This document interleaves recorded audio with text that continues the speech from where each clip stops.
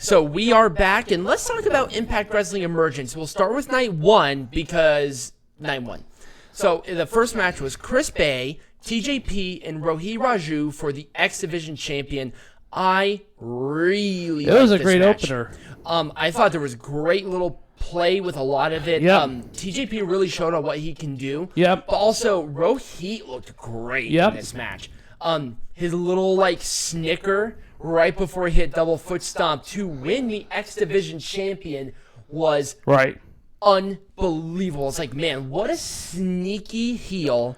And he is, people are sleeping on this guy. He is just so good. Yep. But now he's X Division champion, and it was a really good opener, so I was very happy. Yeah. We had a Wrestle House segment.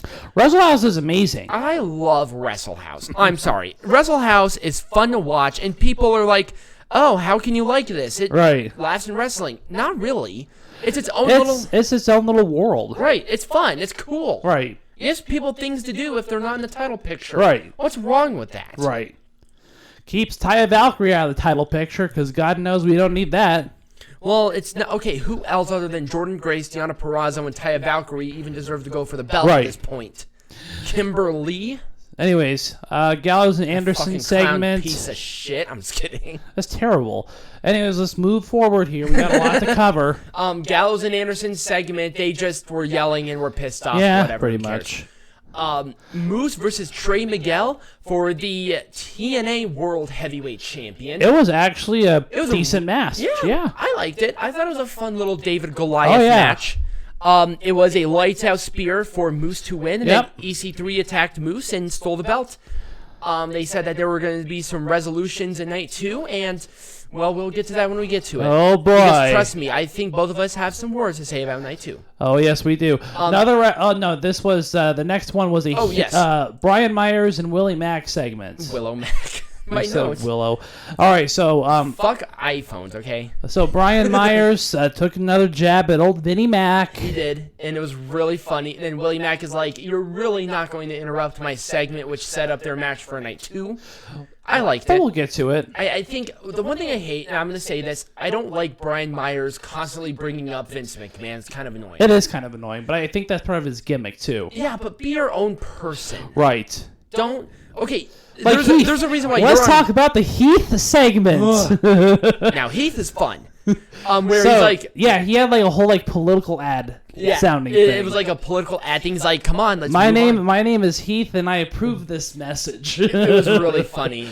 No, it's like, my name is Heath, and I've got kids. Or... Yeah, that's it. And remember, I still have kids, and it was really funny and clever, and I love that kind of silly humor. Yes. This is where humor is done right. Yes. Except for Heath is very funny. He is. He's a very funny guy.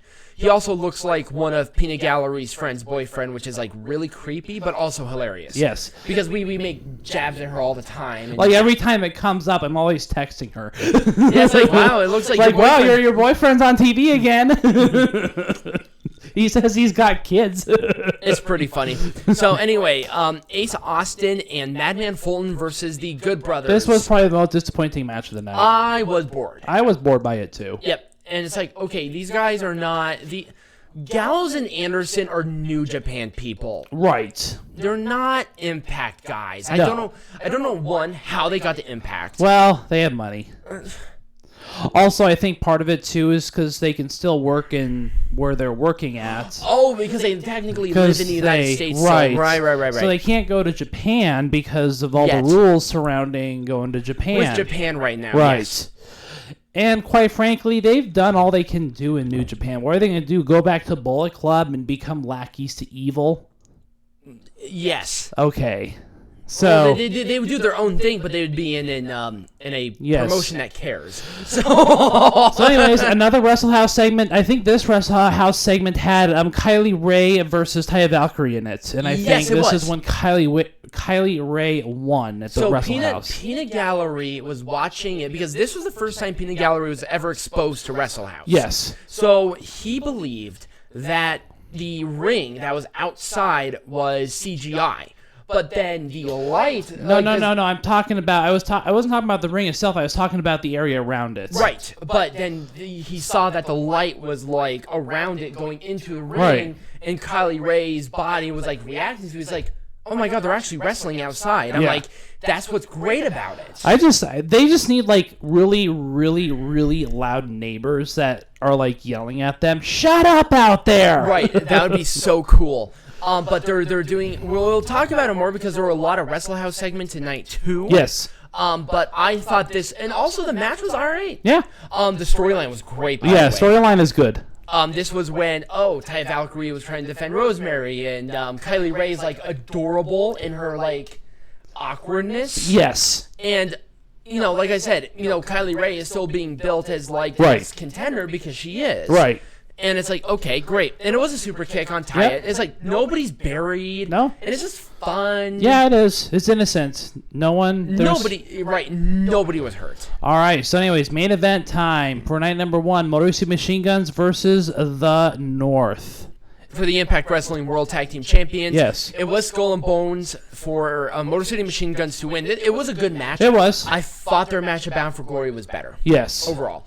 I thought it was like, oh my gosh. Well, I think it was because of that surprise factor. Yeah. I was not expecting that, but Josh Matthews, didn't he not say that the North retained or something like that? Oh no, the North won. It's like 1, 2, 3, and the North get the pin. Right. I'm like, wait. What? I was so screwed up. I'm like, wait, did the North win the tag team champions? No, what's going on? Yeah. He. So I think he said get instead of give I see. He should have said the Motor City Machine Guns picked up the win. Right. His verbiage was in very weird Right, he spot. said the North gets the pin. And 1, 2, and the North get the pin. Right. It's like, wait. What? I was yeah, really I know. startled. It's almost like, the North won? No. Exactly. Anyway, so, anything else you have to say about that particular match before we go to ratings and match of the night for night 1? Not entirely. Okay. I will say I liked night 1. I thought there was a great mix of everything, and I'm definitely going to give the actual thing is the X Division match. Okay. And I'm gonna give this a solid 3. Okay. I'm gonna do a solid 3 stars, and I'm gonna give match of the night to the X Division title match. I'm gonna give the match of the night to. This is hard. Nothing was bad. I know. I'm going to give it to Moose and Trey. I thought that was a good match. Really? Yeah. You're going to give that one match tonight? Good Good storyline. What's your overall? I give it a 3. I Okay. thought it was just decent. It was a decent night 1. It's hard to pick because I was like, ooh, is it going to be Moose and Trey? Is it going to be Motor City Machine Guns match? Let's just say, if this was like a Bound for Glory kind of thing, I would have been really pissed off. Yeah. But since this was like a Tuesday night kind of thing, right. I was actually very happy with it. Yep. I thought it was just a nice little snippet of wrestling, and I thought they paced it nicely. Yeah. That's all. All right, so we're going to move straight into Impact Wrestling Emergence. We're only like 8 minutes in, so I think it's a good idea. We're going to move right into night number 2. Eddie Edwards had an open challenge for the Impact World Champion to kick us off because apparently the Impact World Champion needs nothing. Right. And it was Rob Van Dam. Who he obviously was a part of cancel culture, but that whole thing got, canceled because of... the whole thing with Joey Ryan. Right. So he came back in his original gear. Of course, he had his skimpy whatever doing her skimpy shit. Katie Forbes, which I'm pretty sure I'm still fighting. Which I'm still pretty much fighting the crabs off of when we saw her live. I'm like, Jesus, I can smell her STDs from here. Yes. Anyway, so Eddie Edwards won, and then the match was boring. It was. It was a very boring match. I'm like, there wasn't a lot. Yeah, there is just I don't know. Let's have some build for an Eddie Edwards Rob Van Dam match, and I think more people would have been interested instead of the opening match for Emergence Night 2. Right. Like, okay, you know what? I'm gonna bitch about this later. Let's just finish this because I have a lot to say about this. All right, so Eric Young attacks Eddie Edwards after the win and challenges Eddie Edwards to a title match for this coming Tuesday. Next week. So you're gonna have another world title match this Tuesday on Impact. Like I said, I'm going to hold my tongue right now. Fucking hate it when they're defending the world champion like it's a hot fucking potato. Eddie Edwards sucks as champion. He does. Don't. It's like, I'm a fighting champion. I'm going to defend it every week. No. This is not a... If you did that with the X Division title, that's one thing. This is the... You know what? I'm just going to do it right now. Okay. Fuck you. This is the Impact Wrestling World Heavyweight Champion. You just took it off of a person who refused to defend it and held up the title for $100,000+. Yep. When you give it to somebody else, you want them to feel credible as a world champion. The TNA World Heavyweight Champion feels more like the World Heavyweight Champion than the Impact Wrestling belt. That's the actual fucking title. Yes, this is the registered on Wikipedia and any place who gives a shit world champion of this promotion. Yep. And this one feels like a secondary belt. It does. To the TNA World Heavyweight Champion. Which isn't even fucking sanctioned. It is a non-sanctioned belt, and I recognize that as more of the world champion because Moose carries himself like the world champion. Eddie Edwards just goes out there and Moose he's like, has oh. constantly great matches and is defending the belt Right. still. It's not every week, but there's build to his matches. Yes. There's intrigue to the matches. I am not interested in Eddie Edwards. Not At all. Not an iota. I want to have him build up a program with Eric Young. I think Eric Young and Eddie Edwards at Bound for Glory be gold. They're not. They're doing it next week. I know. And then who's going to be next? It's going to be fucking whoever? Like, who? It's really annoying. Crazy Steve, I guess. Right. Because we're out of people. Look at me. I'm a fighting champion. Right. I mean, at least when Moose and Crazy Fuck. Steve had their title match, there was a segment the previous week to build for the match. Yes. And it's like, okay, I'm not a big fan of it, but at least there was something to it. Instead of Eddie Edwards is going to issue an open challenge for the world champion. Why? Because... Why would you give the belt to this guy? It doesn't make any sense. It's such a... I mean, we're not criticizing Eddie Edwards for not being a bad wrestler, but how they're booking him with this is burying this guy because nobody will at this point care. Because no one cares. Nobody cares about like- Eddie Edwards having the champion. We had this problem before. Right. Eddie Edwards. Oh, we're going to have a world title match next week. All right, whatever. I'll watch something else because we saw that last week, and I guarantee we'll see it next week. Right. Tired of it. Eric Young better win this belt. Honestly, Eric Young has to win this TNA, this Impact World Champion. He needs to get it off of Edwards. I had to sneeze. Honestly, if it was like Rob Van Dam, I would have rather had Rob Van Dam win it. Anyways, let's move on. Oh. Because rant over. Let's move on. Yes, I feel... Wrestle I feel House segments. Amazing. That's almost like taking meth. I feel so much better. So... There were like 2 Wrestle House segments, and it was amazing. There were like 3. Yeah. So Johnny Swinger and Crazy Steve had a Wrestle House match. Yes.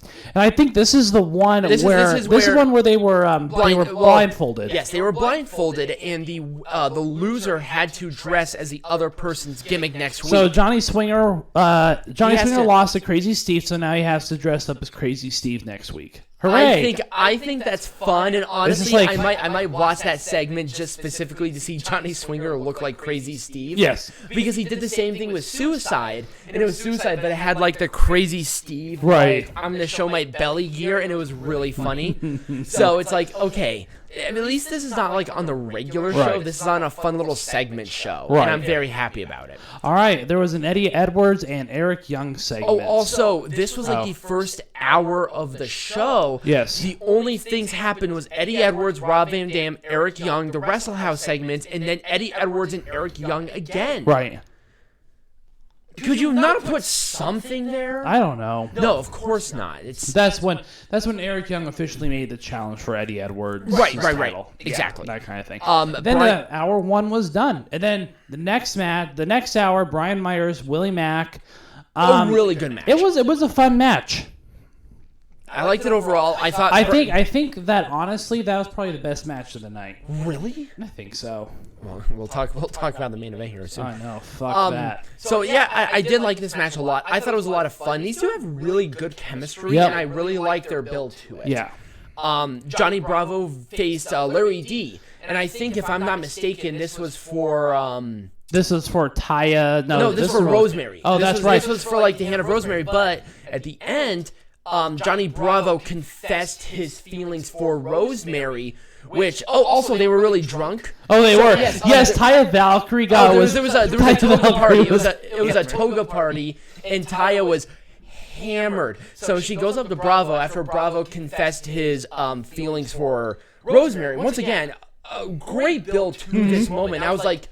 I could not stop watching. Right. And then I think it's actually coming up next week. It's going to be Rosemary versus Taya Valkyrie for the managerial services of Johnny Bravo. Yes. So guess what?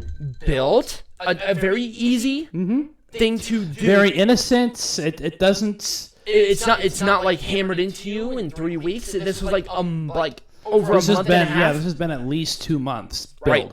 And I thought it was pleasurable. I was so happy about this. I'm like, wow, a great stipulation. Yep. Nobody's going to get buried. Nope. I'm okay with this. Yeah. I'm so excited. Absolutely. And All right. once again, WWE could really take a lot out of this booking strategy, honestly. All right, let's go on to something that WWE should never take out of. The 30-man Iron Woman match. 30-minute Iron Woman match for the Knockouts Championship. Deonna Purrazzo versus Jordynne Grace. Oh my God, it was bad. This was very bad. It was a horrible match. It took 20 minutes to get the first pin, and then they had to bum rush the next 10 minutes to get 3 pins. It looked like they were incredibly rushed. It's like, you can't do a 30-minute Iron Man match at this point in wrestling. Once again, you can't go backwards in time as a part of stuff. A 30-minute match. The first fall should have been within the first 10 minutes. Right. To maintain interest. Because we were a whole 23 minutes without a pin. It was like the first 25 minutes. You're being very generous with this. And then they got the last 2 pins done in under a minute. Right. It was like a pin, a submission, and then 2 more for Deonna Purrazzo to retain.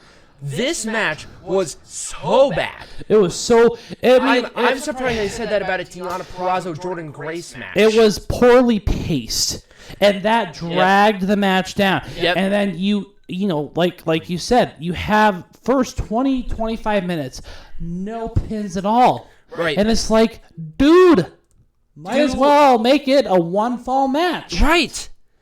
It was so boring. It was not needed for an Iron Man match. An Iron Man match needs to have more space. It fell apart so quickly. It was bad. It was very bad. Horrible. So with that being said, night number 2.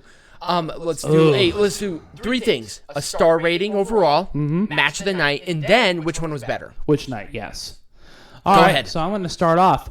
Match of the night was Brian Myers, Willie Mack. Followed very closely behind by the other 2, but the other 2 were kind of boring. But at least Brian Myers and Willie Mack had some decent spacing and pacing to it. Right. I give it a 2 stars. It was nothing to sneeze at. I didn't really care. It was very forgettable, and obviously night number 1 was the better night. Yep, superior in every single way, shape, form, and or color. Absolutely. Now, Wrestle House segments, I thought night number 2 was better than night number 1 for Wrestle House. 100%. Honestly, can I give a Wrestle House match the match of the night? Sure you can. I'm going to give the Johnny Bravo and Larry D the match of the night. Okay. It was a short match that had a build because Larry D was also smitten with Rosemary. Right. And Rosemary was smitten with Larry D to make Johnny Bravo jealous. That was it. Right. Great build. Great intrigue. A short match that essentially meant nothing, but the story was so rock solid. Yeah. I can't give it to anything else. So what about a non-Wrestle House match? I'm going to have to give it to Brian Myers and Willie Mack just because the other 2 matches were so dog shit. And honestly, I can't give this night number 2 more than a 1.5 stars. Obviously, night number 1 was better in your opinion. 100%. Yeah.